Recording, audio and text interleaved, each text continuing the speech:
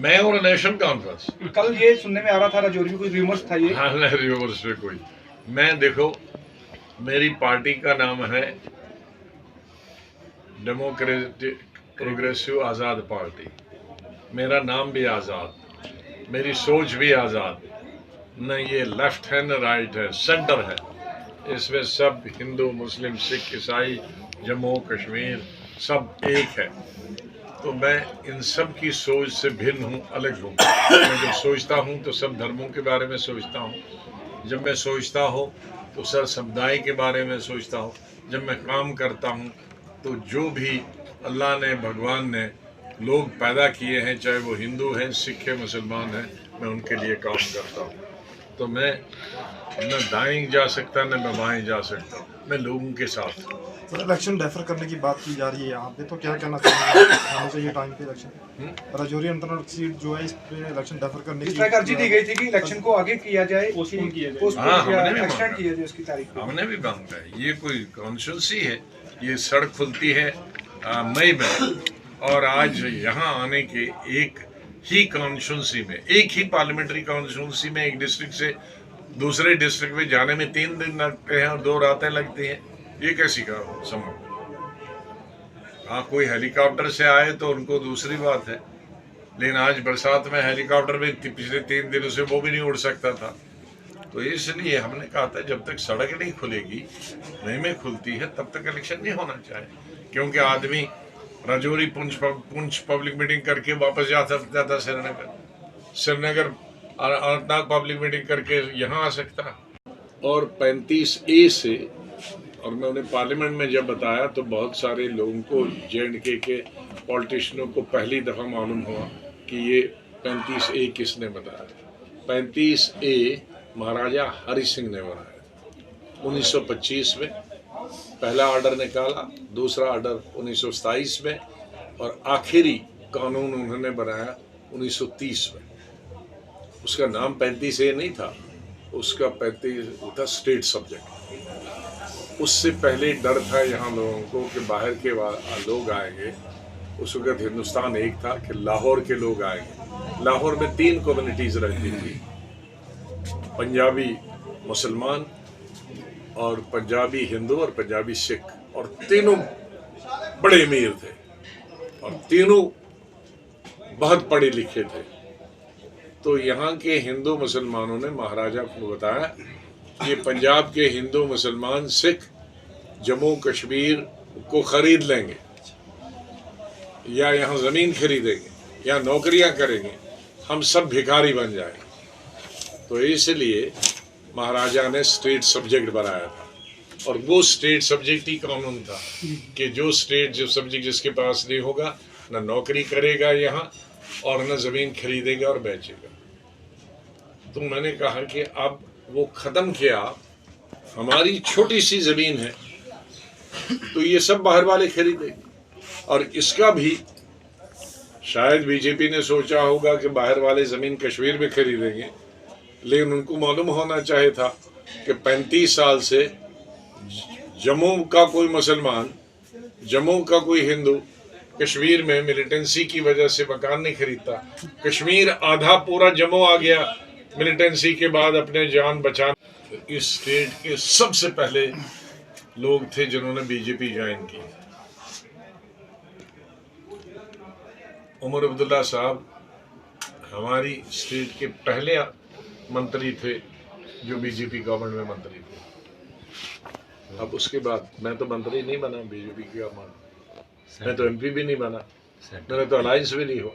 वो तो मंत्री रह के आए, 4-5 साल मंत्री रह के आए सेंटर में, और खुद भी बोलते हैं कि मुझे बड़ा गौरव है बीजेपी की मंत्री। तो गौरव उस पर भी है और गालियाँ भी है। हम किसी को गालियाँ नहीं देते हैं और गौरव पे किसी पर नहीं करते हैं। सर PM का एक बयान है मंगलसूत्र वाला, उसके ऊपर क्या कहना है? स्पेशल समुदाय को टारगेट। देखो, मैं कई बार पब्लिक मीटिंग में कह चुका हूँ, मैं हर पॉलिटिकल पार्टी, वो कोई भी हो, लेफ्टिस्ट हो या राइटिस्ट हो या सेंटर वाली, मैं इस चीज़ में खिलाफ हूँ कि इलेक्शन में हमको रिलीजन के नाम पे वोट नहीं मांगने चाहिए, हमको डेवलपमेंट के नाम पे वोट मांगना है। और स्टेट के इलेक्शन हो या पार्लियामेंट के इलेक्शन हो, हमें सब लोगों को अपने परिवार का हिस्सा मानना चाहिए, धर्म को, हर जातियों को, और वोट डेवलपमेंट के नाम पर। मेरी समझ में नहीं आती, बीजेपी ने बहुत सारी डेवलपमेंट की काम किए हैं, उनके बारे में वो क्यों नहीं बोलते हैं? तो ये उधर उधर क्यों बोलते हैं?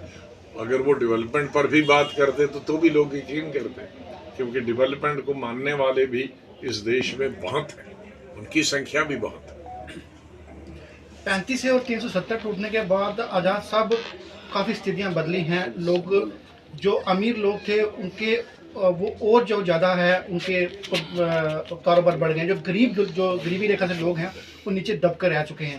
अब इसमें कहीं ना कहीं लोगों को परेशानियां आ रही हैं काफ़ी। मैं पार्लियामेंट में भी, जो भी मेरी दल में हिंदू हो मुसलमान हो, पहली दफ़ा मैंने कहा कि जात और धर्म के बगैर, जात और धर्म अपने दिल में है।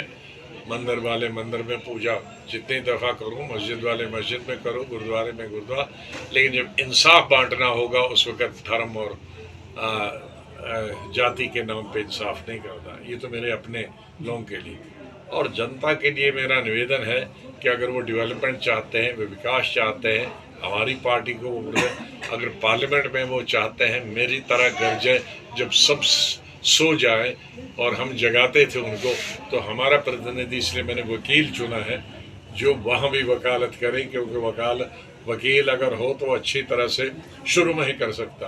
हमें तो समय लगा सीखने के लिए, इस तरह की आवाज़ बनाने के लिए, तो लेकिन ये जो वकील होता है वो पैदाइशी स्पीकर होता है। वो मैं समझता हूँ कि मेरे बाद अगर पार्लियामेंट में कोई अच्छी प्रतिनिधि बन सकता है तो हमारे वकील साहब परे साहब बन सकते हैं। Thank you. पूछ रहा है सर, क्या मुद्दे रहेंगे आपके? आप इलेक्शन में उतरे हैं, क्या मैनिफेस्टो? मेरा मैनिफेस्टो सिंपल है। देखो, मैनिफेस्टो बुनियादी तौर पर विधानसभा के लिए होती है, जहां हम चीफ मिनिस्ट्री और हुकूमत बनाने का दावा करते हैं। यहाँ हमारी जैसी जो छोटी छोटी पार्टियां हैं वो ये नहीं कह सकता कि मैं हुकूमत बनाऊंगा, मैं सरकार बनाऊंगा। हमारे मुद्दे जो छोटी पार्टियां हैं, 1, 2 MP, 3, 4 MP वाले, वो कह सकते हैं कि हम किस तरह से अपने लोगों की आवाज़ पार्लियामेंट में उठाएंगे, उनके मुद्दे कैसे उठाएंगे। मैंने बहुत सारी बड़ी बड़ी पार्टियां भी देखी है कि वो MP तो बनते हैं लेकिन एक दफ़ा भी आवाज़ पार्लियामेंट में उठाते हैं। मेरे पास तजुर्बा है कि हमारे जब 35A लिया और ये क्या कहते हैं इसको, स्टेटहुड ली न, आर पे किसी पार वाले NC ने कोई बात की, नहीं पार वाले किसी ने बात की, मैं अकेला था जिसने बात की। तो उसका मतलब है कि संख्या ही सबसे बड़ी चीज नहीं होती, एक आदमी भी पार्लियामेंट को हिला सकता।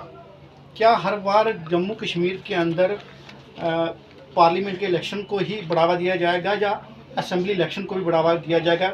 लोगों को चुनी हुई सरकार चाहिए, चुना हुआ MLA चाहिए, क्या इसमें आप हम 10 साल से चुनी हुई सरकार का इंतजार कर रहे हैं। 14 में पार्लियामेंट का इलेक्शन भी हुआ था, विधानसभा भी हुआ था। अभी 14 का पार्लियामेंट दूसरी दफा हुआ, तीसरी दफा 14, 19 और तीसरे, और हम 14 से अभी एक इलेक्शन भी नहीं हुआ लोकसभा का। इसलिए अगर विकास करना है, स्टेट का डेवलपमेंट करना है नीचे जमीन तक, पार्लियामेंट में तो आप आवाज उठाएंगे, लेकिन विधानसभा में तो हम काम करेंगे। MLA गांव में घूमेगा, मिनिस्टर गांव में घूमेगा, लोग मंत्री के पास जाएंगे, हमें सड़क दे दो, हमें स्कूल दे दो, हमें टीचर दे दो, उस्ताद दे दो। लिहाजा विधानसभा कई गुना ज्यादा जरूरी है पार्लियामेंट से। पार्लियामेंट सिर्फ पार्लियामेंट की स्टेट की रिप्रेजेंटेशन करती है, एक छोटी छोटी चीजों की नहीं बात कर सकते, लेकिन विधानसभा में आप छोटी छोटी चीजों की बात करा सकते हैं और छोटी छोटी चीजें भी मनवा सकते हैं। अच्छा साहब, भारतीय जनता पार्टी के अध्यक्ष रविंद्र रैना एक इंटरव्यू में बैट और बॉल का इशारा देते हैं, तो आप उसको किस नजरिए से? उनकी वो पार्टी के अध्यक्ष है, जो उसको पार्टी की तरफ से हुक्म हुआ होगा या उनकी पार्टी ने निर्णय लिया होगा, वो जाने में। मैं किसी पार्टी लीडर के खिलाफ नहीं बोलता हूँ, मैं उनके कहने पर टिप्पणी करता हूँ। अच्छा साहब, अपने समर्थकों को, अपने वोटर्स को क्या संदेश?